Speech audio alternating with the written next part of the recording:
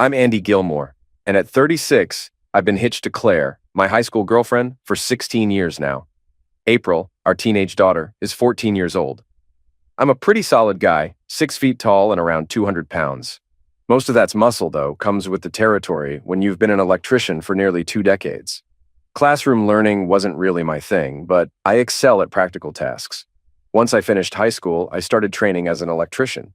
4 years down the road, I passed the test to become a journeyman. By the time I hit 24, I'd already gotten my master's license. Intelligence isn't lacking in me, but I prefer hands-on work to studying from textbooks. I wanted to start my own business, but Claire preferred the stability of my job at Alpha Electrical Contractors, since we had a young daughter and she stayed home.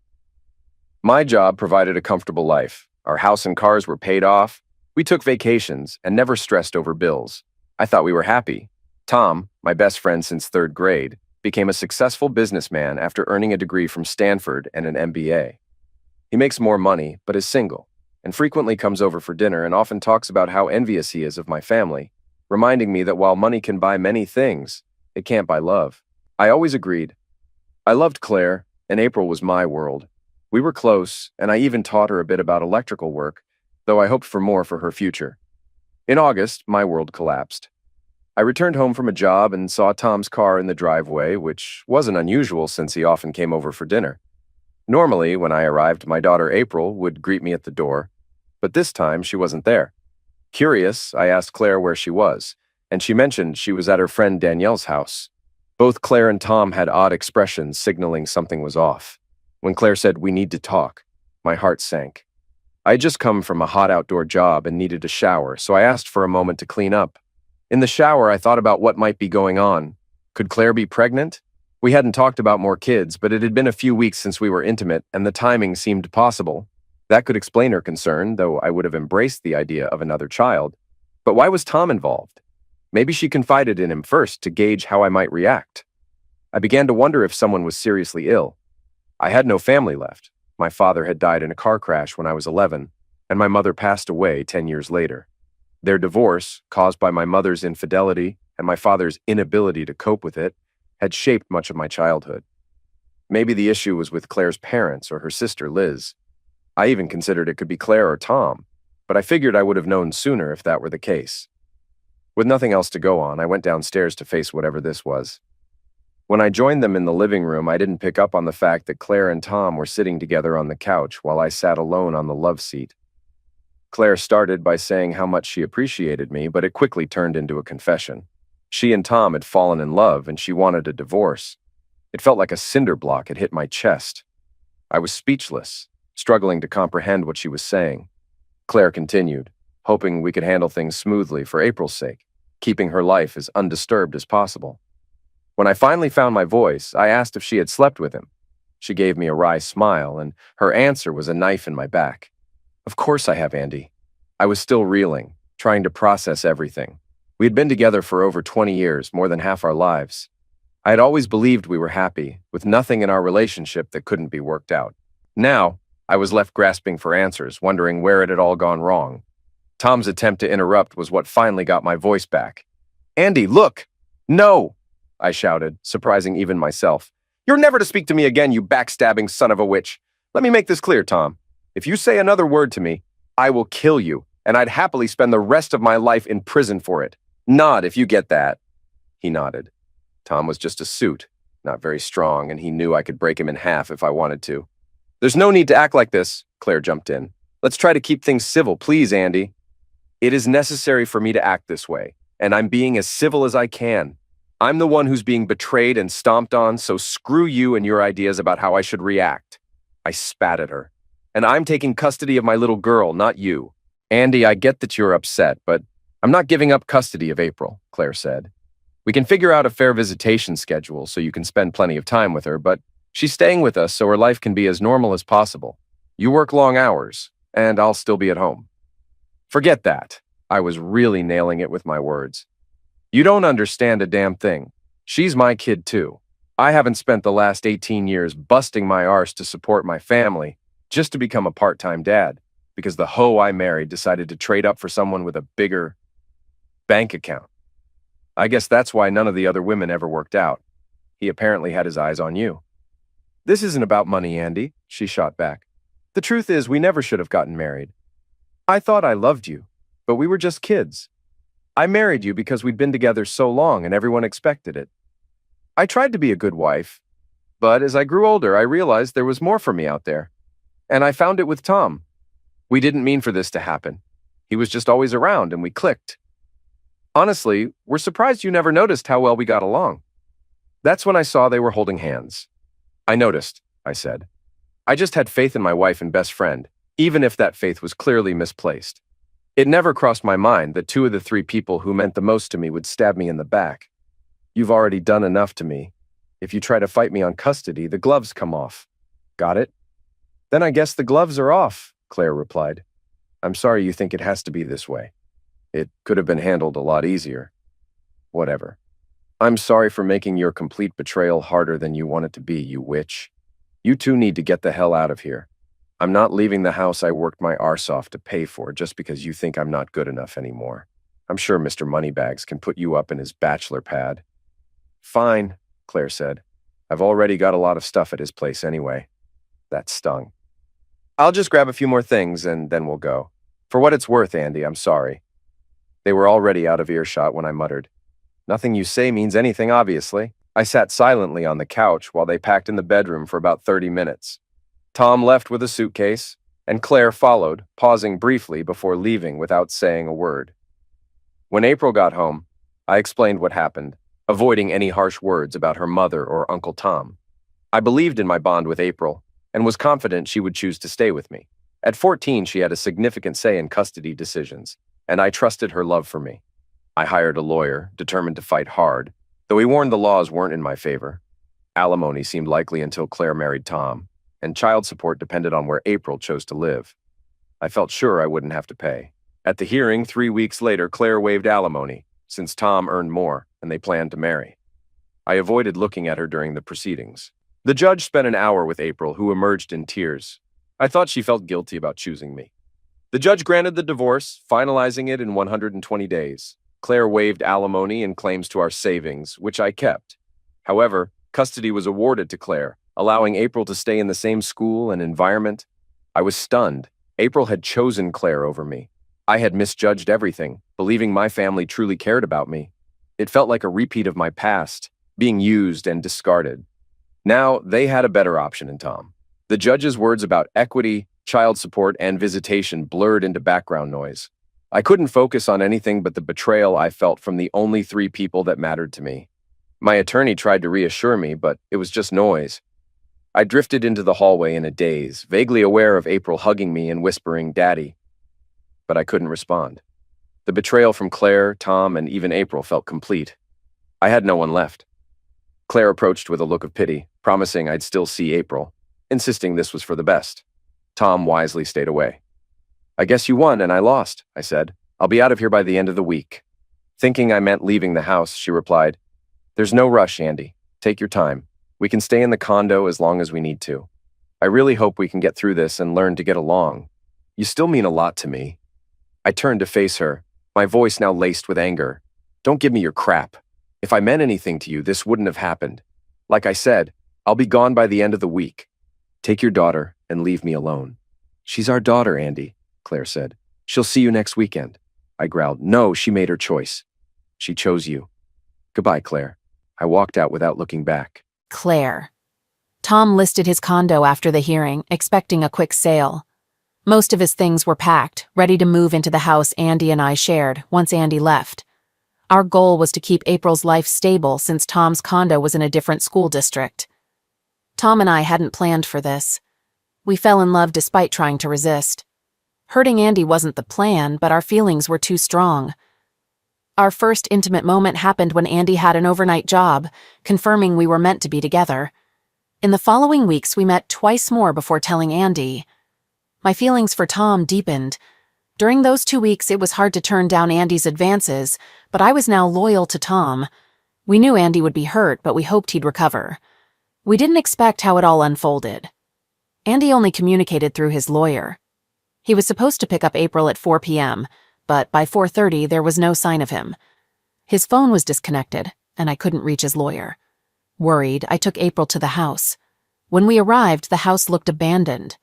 Andy's things were gone, but April's room remained untouched. On the counter, I found a cashier's check covering Andy's child support until April's graduation. A knock on the door startled me, and I hoped it was Andy, but it was Mrs. Perrine, our neighbor. She informed me that Andy hadn't been around for days. He had emptied the house onto the lawn and a Salvation Army truck had picked everything up, likely the day after our divorce hearing. When I asked if he had left any forwarding information, she asked April to step outside. Then, with a sense of dread building, I braced myself for bad news. Mrs. Perrine shared the message Andy had left for me. He said, if you asked where he was, to tell you he'd see you in hell. Tears streamed down my face as the reality hit me. Andy was truly gone. He had prepaid his child support, given away everything he couldn't take with him, disconnected his phone, and left without a word. I had thought he meant he was just leaving the house, not disappearing from our lives entirely.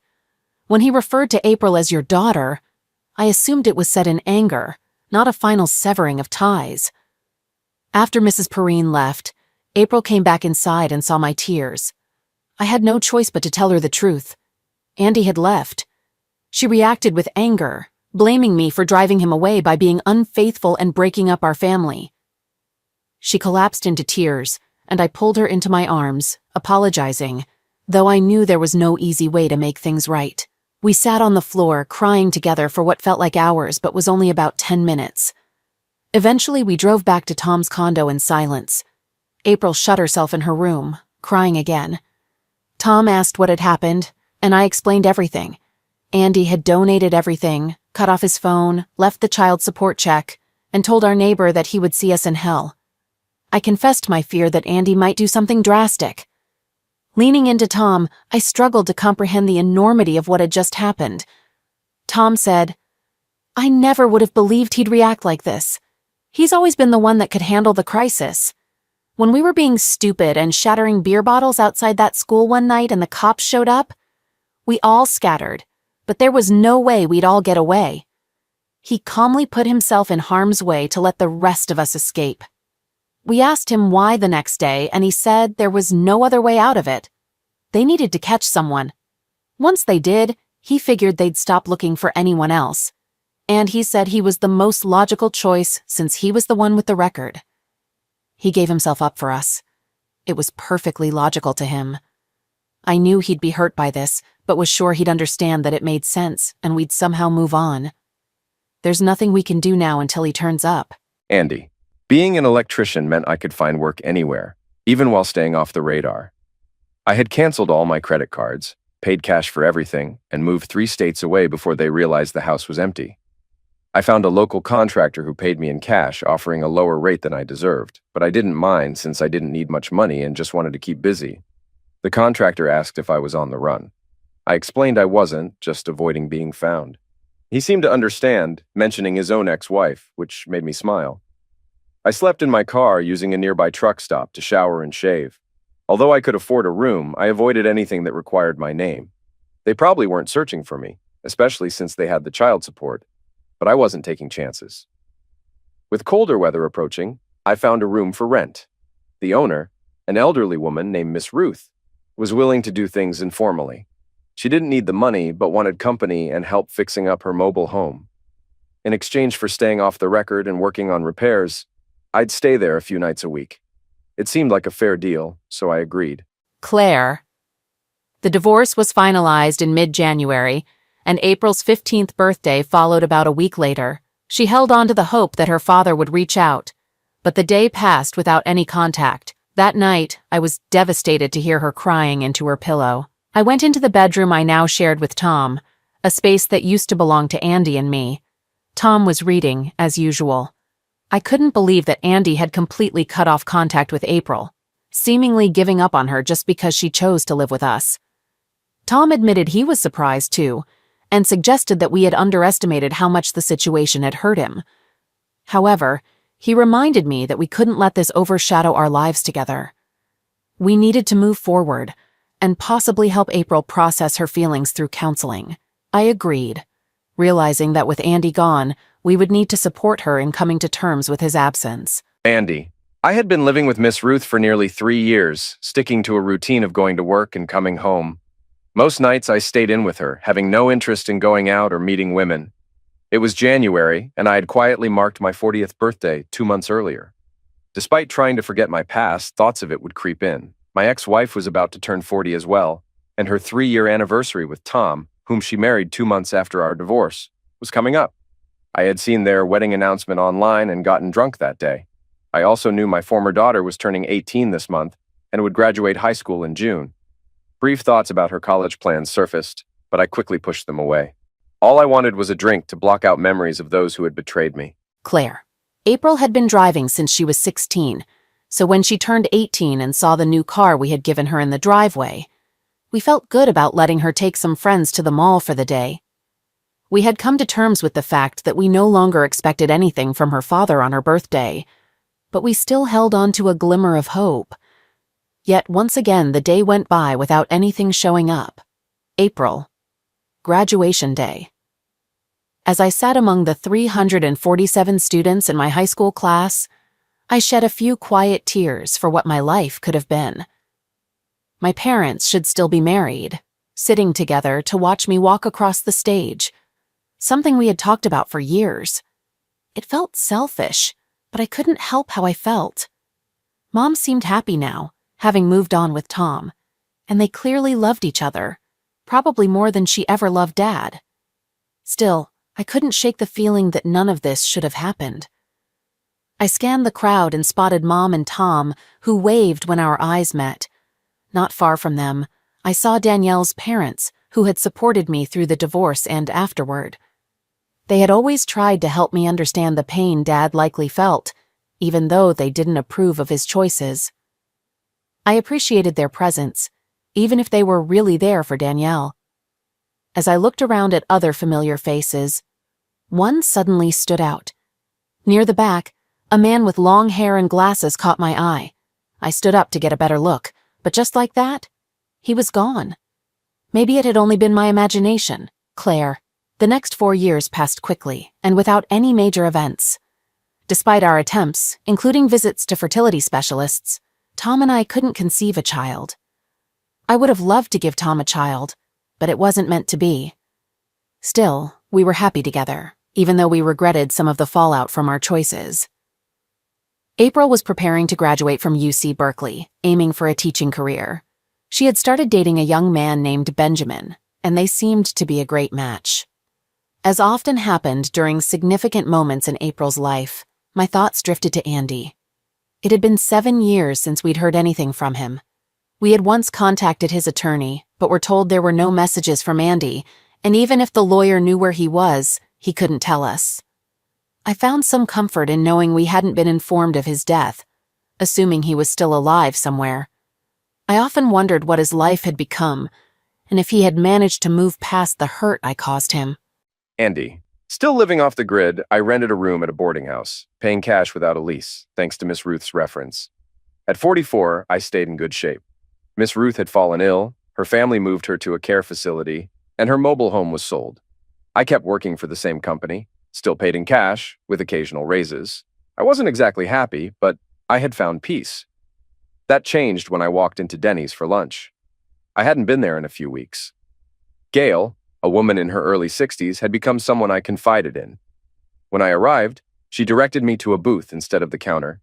It became clear why when my server appeared. Someone new, mid-30s, tall, slim, blonde, and beautiful. Her name tag read Sheila. We exchanged glances throughout my meal, and there was a clear connection between us. When her shift ended, Sheila wished me a good day, something she hadn't done with other customers. Taking it as a sign, I asked her to dinner. She smiled and agreed. After she left, I asked Gail for details. Sheila, 35, had an 8-year-old daughter named Megan. Her husband had left her for her best friend, and she'd moved here for a fresh start. Gail had set things in motion, thinking we'd be a great match. I arrived at Denny's early with flowers, nervous but excited. Sheila appeared promptly at 6 o'clock, looking stunning in a white floral dress and pink heels. We complimented each other, and the connection was undeniable. Walking to Maggie's steakhouse arm in arm felt natural. Seated at a cozy booth, Sheila shared that she had just started at Denny's and appreciated the schedule. which allowed her to be there for her 8-year-old daughter, Megan. When she asked if I had kids, I said no, distancing myself from April. Sheila explained that any man in her life would need to be ready to eventually take on a father role for Megan. I reassured her I liked kids, though thoughts of April briefly surfaced. I admitted to being divorced, keeping the details minimal. After dinner, Sheila asked to be dropped back at the restaurant. She wasn't ready for Megan to see her with someone new until she was certain about our relationship. I respected her decision and reassured her we could take things at her pace. Sheila couldn't go out the next night, but she invited me for breakfast, which I gladly accepted. 2 nights later, I took her to a country western bar where we danced. She turned down offers from others, focusing solely on me, which was a refreshing change from my past with Claire. Our connection deepened, leading to a passionate kiss, and we headed back to my place. Back at the boarding house, we became intimate, sharing a meaningful night together. Afterward, I insisted on driving her home for safety. We shared a lingering kiss before parting. For dinner, I brought a green teddy bear for Megan, who eagerly accepted it. She showed me her stuffed animal collection, and Sheila and I shared a quick kiss. Megan's lively energy filled the evening, reminding me of April at her age, stirring up some old emotions that I quickly suppressed. After dinner, Sheila and I sat on the couch, holding hands and talking, while watching Megan play with her stuffed animals, including her new friend Bobby, the green teddy bear. It was a simple yet heartwarming evening. Rather abruptly, Megan stopped and looked at me. "Are you going to be my new daddy?" I gently explained to Megan that while her mom and I were still getting to know each other, marriage was far off. I reassured her that we'd spend lots of time together as a family, but there would also be moments when it was just me and Sheila. Megan seemed satisfied and focused on her ice cream. As we ate, old painful memories resurfaced, and I fought back tears, which Sheila noticed but didn't address. Later, I read Megan a bedtime story, feeling honored by the request. On the couch, Sheila praised how I handled Megan's questions. She invited me to stay the night with the understanding that I'd leave before Megan woke up. I agreed, and we spent a deeply intimate night together. Despite my lingering fears, being with Sheila felt like a second chance at love. Afterward, she checked on Megan, who was fast asleep with her new teddy bear. I dressed quietly and left, grateful for how things were unfolding and hopeful for the future. Sheila. I was relaxing in Andy's bed while Megan was at a sleepover, and I had the day off. Andy had gone to work after we spent the night together, making love most of the night and again in the morning. We've been together for 8 months now, and I'm completely in love. I'm pretty sure he feels the same, and I expect him to propose any day now. After rolling out of bed and showering, I started to look around Andy's room. We usually stayed at my place because of Megan, so I wasn't here often, and this was one of the few times I'd been here alone. His room was simple: small desk, filing cabinet, microwave, hot plate, and a queen-size bed. As I glanced around, I noticed a file box tucked into the corner of his closet. It piqued my curiosity, especially since it was from the period of his life before he moved to Texas, which he never talked about. Torn between respecting his privacy and wanting to know more about the man I planned to marry, I decided to take a quick look. Inside, I found his marriage certificate and divorce decree, which didn't surprise me, but then I saw he had a daughter named April, now around 22, which would have made her just 14 when they divorced. I was stunned, as Andy had told me he didn't have any kids. The rest of the paperwork seemed normal, but this revelation about his daughter left me with more questions. There was even a phone number for his ex-wife, Claire. I carefully put everything back, unsure what to do next. Maybe Gail, who had known Andy for years, could give me some answers. I decided I'd start by talking to her. The next morning, I got to work early to talk to Gail. I asked her what she knew about Andy's past before he moved here, hoping for some insight.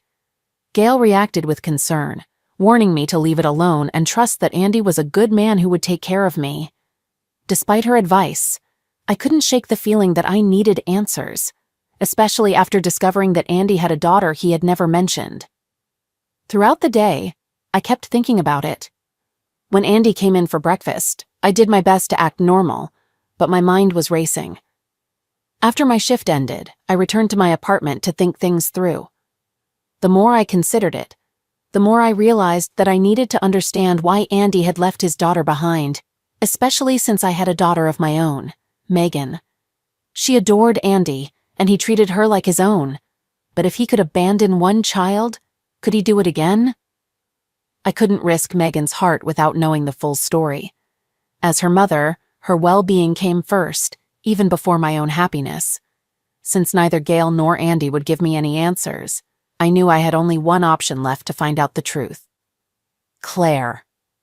The phone showed a private number, and though I had grown accustomed to receiving junk calls, I still answered in the slim hope it might be Andy. When the voice on the other end asked for Claire Gilmore, my old married name, I nearly hung up, assuming it was another sales call. But the uncertainty in the voice made me pause. The caller introduced herself as Sheila and told me she was dating my ex-husband, Andy. Shocked, I stood frozen, unable to process the unexpected news. For years, I had thought about what I would say if someone ever contacted me about him. But now that it was happening, I couldn't find the right words. After a brief moment to collect myself, I continued the conversation. Sheila confirmed that she was dating Andy and understood my surprise, acknowledging that I hadn't heard from him in 8 years. She said Andy was doing well but wouldn't tell me where he was, sensing he wouldn't want her to share that information. She confessed to doing some snooping, as Andy had never opened up to her about his past. It stung a bit to hear that he had made a new life, even finding a girlfriend, yet he still wouldn't acknowledge our past together. Of course, I understand. I'm glad to hear he's doing well. He's a good man, Sheila. He didn't deserve what I did to him. If you don't mind me asking, Claire, what exactly did you do to him? I'm not really surprised he didn't tell you. To put it briefly, we were together for over 20 years and married for 16, and I divorced him to marry his best friend, who he had known since 3rd grade. Wow, it sounds terrible when I say it like that. Wow. My husband did the same thing to me. He divorced me for my best friend. Small world, isn't it? We hadn't been together as long, though, but that doesn't explain why he left the way he did. People get divorced all the time, even for reasons like yours. But they don't just up and leave their kids. There's got to be more to it. There is. I went on to explain what led to Andy's departure. I don't think he viewed it as abandoning his daughter because in his eyes, she had already left him first by choosing to live with me and Tom. Actually, right after the divorce hearing, he referred to her as your daughter and mentioned he'd be gone in a week, but I didn't grasp what he meant at the time. I can't say I agree with his actions, but I can understand them a bit better now, said Sheila. I didn't want to stir things up, but I felt this might be my only chance to discuss it. Sheila, I know you don't owe me anything, and this isn't for me, I said. April is getting married soon. She's tried to move on and cope with the fact that her father hasn't reached out since she was 14, not even a birthday card. Now, with her wedding approaching, she's constantly upset that her dad won't be there to walk her down the aisle, a moment she's imagined since she was a little girl. If you have any influence over him, if you can do anything... Sheila remained calm, didn't freak out, or hang up.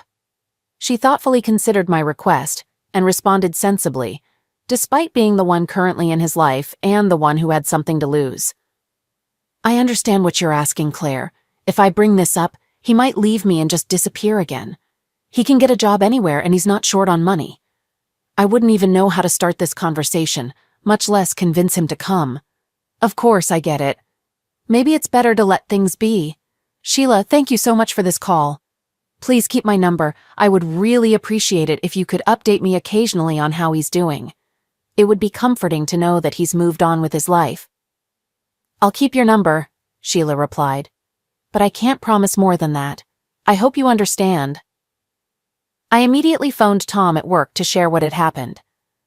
Did you manage to get her contact details or anything we can use? No, her number was blocked and she didn't share her last name. But maybe this is just a small step towards something bigger. Sheila. I ended the call feeling both relieved and uncertain. I had learned what I needed, but now I had to decide what to do with it. Claire was right. I didn't owe them anything. Why should I risk my relationship with Andy for them? But it wasn't about them. It was about me and Megan. If I were in Claire and April's place, I'd want someone to help, at least for my daughter's sake. I couldn't shake the fear that Andy might abandon Megan, just like he had left April. I needed to know if his past actions were circumstantial or part of his nature. I made a tough decision, knowing it could risk everything. Andy needed to confront his past and face April. If I were to trust him with Megan's heart, he had to address what he had done, not keep it buried. The next day, I called Claire again. She was surprised but agreed to help. I asked for April's number and her promise to keep Andy's location a secret. She understood and gave me the number after preparing April for my call. After waiting, I nervously dialed April's number, ready to speak to Andy's daughter for the first time, knowing it wouldn't be an easy conversation. "Good afternoon. This is April Gilmore. Is this Sheila?" "Yes, it is," I replied. "Your mother must have explained what's going on."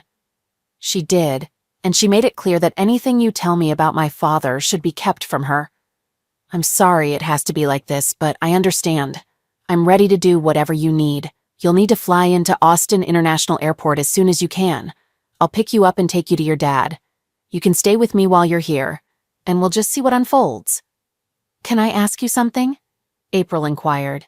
"Why are you risking your relationship for me? You don't even know me." "That's a valid question, April," Sheila said. "I was in your shoes once, and my daughter is in your position now, just a girl wanting her father in her life. Some things are too important to ignore. I need to know the man I plan to marry, and I want him to make things right with you." While we spoke, April went online and booked a flight to Austin for the next day. She emailed me the itinerary, and I'd pick her up myself. Now, all that was left to do was wait. Andy. When I got home from work, exhausted, I was pleasantly surprised to find Sheila waiting for me, completely without clothes. I pulled her into my arms and kissed her deeply, forgetting everything else in that moment. We spent an incredible night together, including a new level of intimacy when she gave me her a-hole for the first time. I briefly wondered what prompted the occasion, but decided not to question it. My love for Sheila was overwhelming, stronger than anything I'd felt before, even with Claire. It made me understand in some way why Claire made her decision, though it didn't lessen the pain or betrayal. As I dropped Sheila back at her apartment, I had the engagement ring in my pocket, almost ready to propose. But I wanted the moment to be perfect, so I held off. When she closed the door, her expression seemed slightly bittersweet, and I hoped everything was all right. Sheila. After dropping Megan off at school, I drove to the airport to meet April. At baggage claim, I held a sign with her name and scanned the crowd. Despite the many people, I recognized her immediately when she smiled and walked toward me. We exchanged pleasantries, and she mentioned how eager she was to see her father after 8 years. We drove back to Marble Falls, the small town where Andy and I lived. Before reaching town, I pulled over and called Rosie, Andy's dispatcher, to find out where he was working. She told me he was at the Beals on 4th and Main and joked about a past encounter in the back of Andy's truck, which made me blush. April caught on, teasing me lightly. As we neared the department store, I spotted Andy's truck. I instructed April to wait a few feet back while I positioned myself near the driver's door. After about 20 minutes, we heard Andy's voice, signaling that the moment they had both waited for was about to happen. Andy. After fixing the electrical issue in the restroom, I headed out to finish the last 2 calls before returning to Sheila and Megan.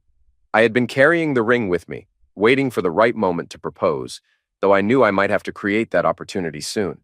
As I walked toward my truck, I saw Sheila's car parked behind it and spotted her standing near the door.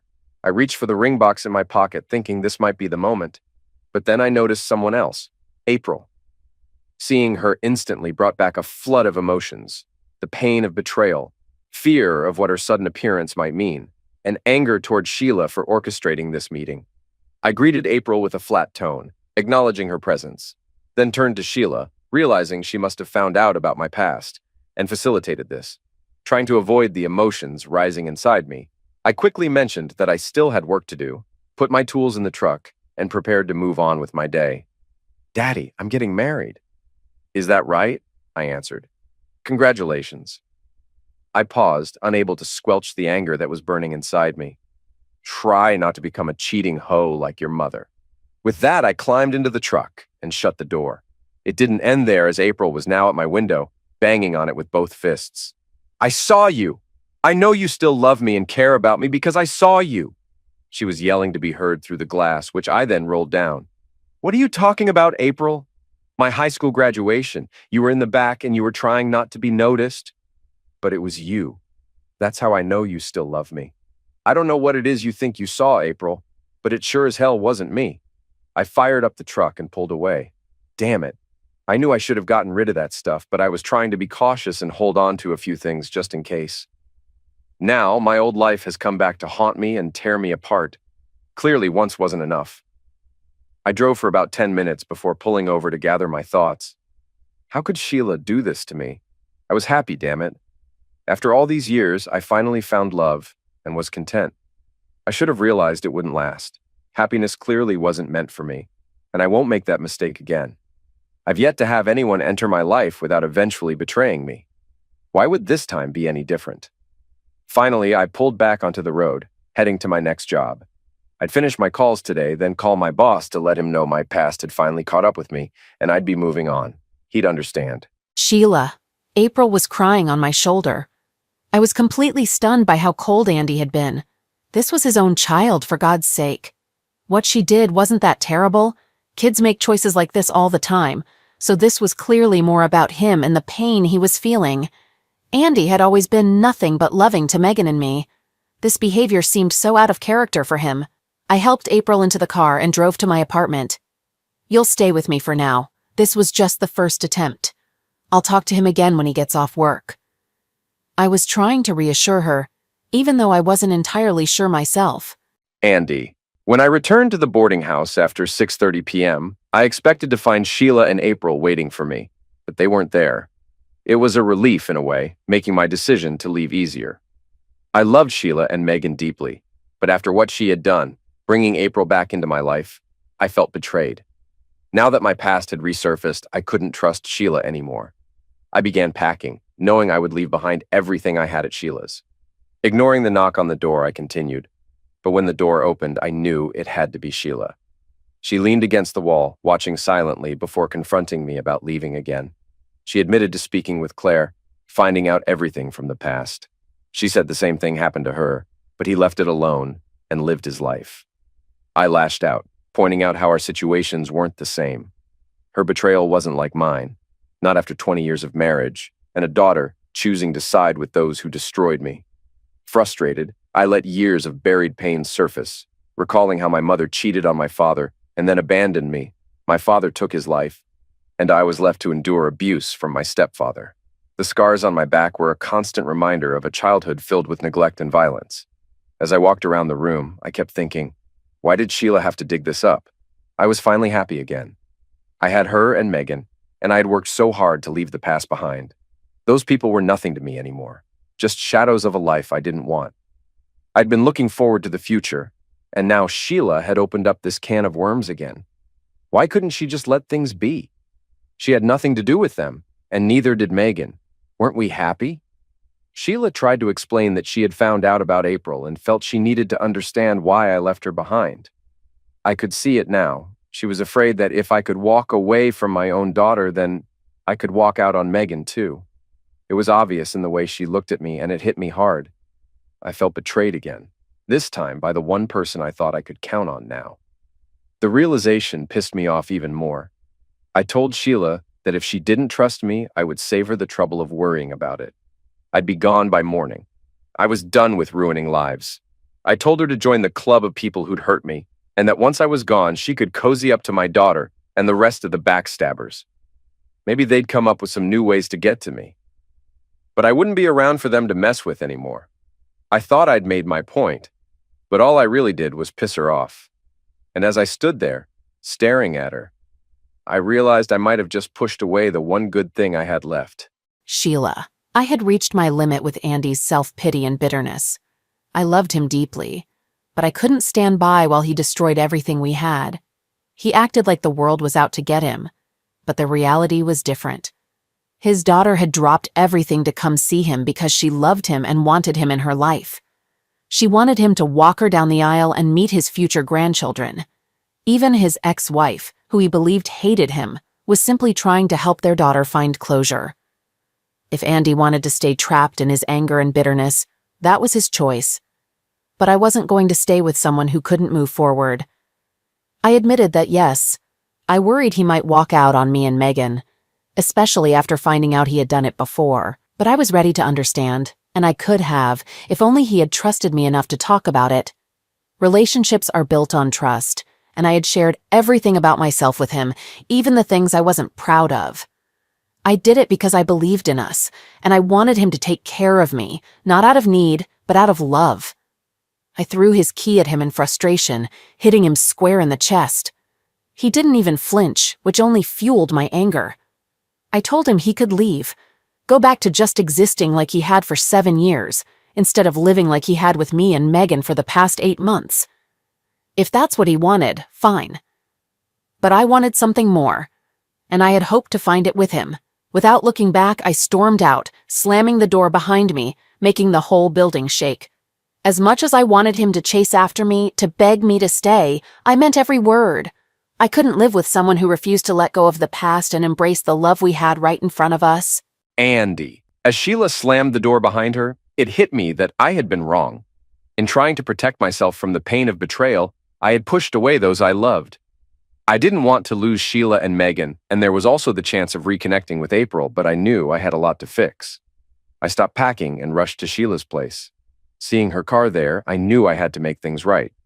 Kneeling at her door, ready to apologize, she opened it before I could knock. I admitted my mistakes, told her I needed her, and begged for forgiveness, promising to do whatever it took. Sheila forgave me, but on one condition: I had to make things right with April. I agreed, relieved for a second chance. Inside, April sat on the couch, clearly having cried. I knelt in front of her, holding her hands, emotions flooding me. I apologized for letting my anger and hurt cloud my judgment. I explained how I believed her choice to live with her mother was a betrayal, leading me to leave. Thanks to Sheila, I finally saw how wrong I was and asked for her forgiveness. April forgave me, saying she was never angry, just sad. She wished I had talked to her before leaving, but she understood the pain her mother's actions had caused. We hugged, trying to make up for the lost years. Noticing Sheila crying, April invited her into the hug, and we shared an emotional moment together.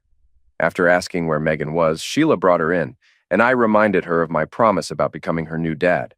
She remembered, and I told her to watch closely. Back in the living room, I lifted Sheila to her feet, thanked her for reuniting me with April, and proposed. She said yes, and we shared a kiss, with April and Megan watching. April corrected me when I called them stepsisters, insisting they'd just be sisters. We celebrated with dinner and planned a courthouse wedding. That same night, I started moving into Sheila's apartment. At the wedding, I felt sharp in my tux, but Sheila looked stunning in her pink dress, her pregnancy just starting to show. April looked like a princess, and Benjamin was thrilled to see her walking down the aisle with me. I had managed to avoid Claire and Tom, only glimpsing them briefly during preparations and the rehearsal. Claire had gained a lot of weight, now well over 200 pounds. She once said life with Tom made her fat and happy. Whether she was truly happy, I didn't know, but the weight gain was obvious, and part of me wondered if guilt had played a role. As Sheila and I stood chatting with some of Benjamin's relatives, I didn't notice Claire and Tom approaching from behind. Claire's voice, which once felt heavenly, now grated on my ears. Any fond feelings I had for her had long since faded, though, for April's sake, I tried to remain civil. I saw Tom begin to say something, but I held up my hand to stop him. "Tom, do you remember the last thing I said to you? Nod if you remember." He nodded. My feelings have not changed. Sheila, sensing the tension, joined him as they walked away, leaving me and Claire alone for the first time in years. Once Sheila and Tom had left, Claire and I stood in silence. I could have gone the rest of my life without speaking to her again, but that clearly wasn't an option. She broke the silence, expressing surprise that after all this time, the animosity still lingered. She hoped we could move past it, maybe even be friends, given that we had all seemingly found happiness in our new lives. She acknowledged Sheila and our happiness together, including my role as a father to Megan, something she had learned about recently. I made it clear that her hopes for reconciliation were misplaced. The intense love I once had for her had turned into a deep hatred for both her and Tom. When she asked why I couldn't let it go, I explained, starting with the painful truth of my past. My mother had repeatedly cheated on my father before leaving him for another man. My father, devastated, took his own life, something I had hidden out of embarrassment. This background, however, wasn't the core issue. The real pain came from the betrayal of the three people I loved most: Claire, April, and Tom. I had built my life around them, believing we would grow old together, but their actions shattered those dreams. Claire admitted that she had loved me, but not in the way I had loved her, something she couldn't control. But for me, the betrayal wasn't just about the loss of a romantic connection. It was about the destruction of trust and the sense of betrayal that two of the people I relied on the most had conspired together to rip apart everything I thought I knew. "Andy, we didn't mean for it to happen," she said. "You didn't stop it either. You just went after what you wanted, ignoring the consequences. Do you even understand how hard it was for me to think about trusting another woman after what you did? Losing you and Tom wasn't enough. You took April too. April made that choice on her own? Bullshit. Look me in the eye and tell me you didn't influence her to stay with you. I know what you said. It'll be strange with Tom here instead of Daddy, but at least I'll still be here after school and you can see your dad whenever possible." Tell me that didn't happen. Claire couldn't deny it, and I knew she wouldn't. You wanted it all, didn't you? Your selfishness destroyed someone who loved and supported you for 16 years? Did you ever think how that would affect me? Did you ever suggest to April that maybe she should live with me so I wouldn't be left completely alone? You're right, Andy. I didn't think of it like that, but you disappeared without saying a word. What did you expect me to do?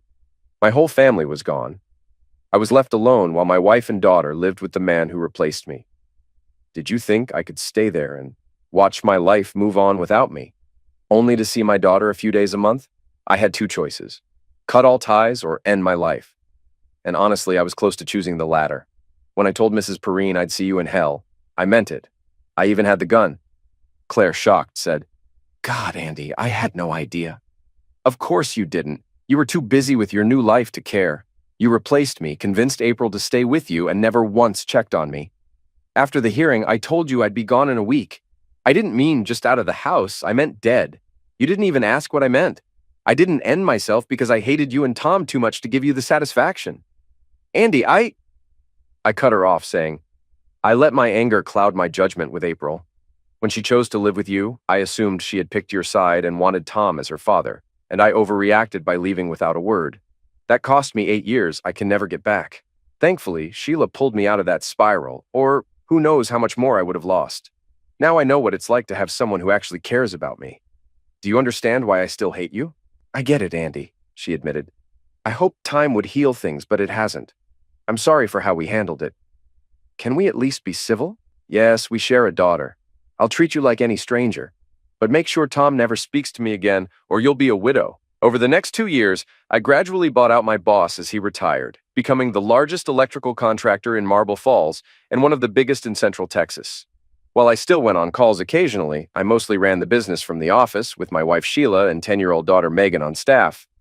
Sheila managed appointments, I handled staff and projects, and we did the paperwork together. Megan adored her new baby sister, Katie. A year after our wedding, Benjamin got a promotion to Dallas, about 4 hours away, but we still see them monthly. They're expecting my first grandchild next year. Nothing terrible happened to Tom and Claire, aside from their significant weight gain.